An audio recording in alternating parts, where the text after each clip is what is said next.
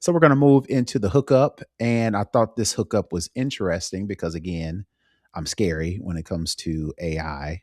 And I saw this story on how to use the Apple Intelligence chatbot as opposed to OpenAI, as opposed to Gemini. We told these stories about, or we've reported on how Apple's going to team up with Google to incorporate Gemini in some shape, form, or fashion to soup up Siri or whatever the case may be. If you're like me, you ain't really feeling Gemini, you ain't really feeling OpenAI, you can utilize Apple Intelligence as a chatbot on your phone. So I'm gonna walk you how to do it. Basically, there's a shortcut link that you have to click, and we'll put the link in the show notes. Once you open that link in your shortcut app, you save the link to your phone or you save the shortcut, and then you add the shortcut to your shortcuts library, and then you add the shortcut to your home screen.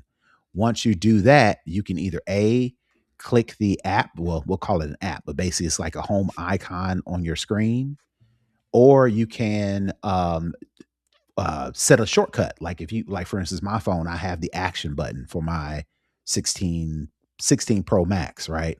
I can create that button to actually press and hold it, and it'll start up this Apple Intelligence chatbot that can do some of the same things that you can do with OpenAI or Gemini or Copilot. You can have it look up useful information like who was the last 10 winners of the Super Bowl, and it does it quick, it does it fast. There's no latency, there is no issues as far as being able to call and respond, right? The benefits to using this is security, because you're not calling out to a third party like OpenAI or ChatGPT. And if you're concerned about how they utilize your data, how they use your data to train their bots, you don't have to worry about that with this. So it keeps it secure, and it's running on your phone in conjunction with Apple's cloud compute, right?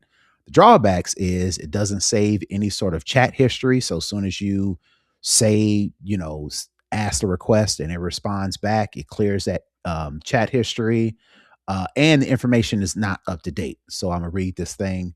The shortcuts knowledge cutoff goes back to October 2023, which may not work for everyone. If you're asking about current events or recent news, there's a good chance that this shortcut won't be able to give you an accurate answer.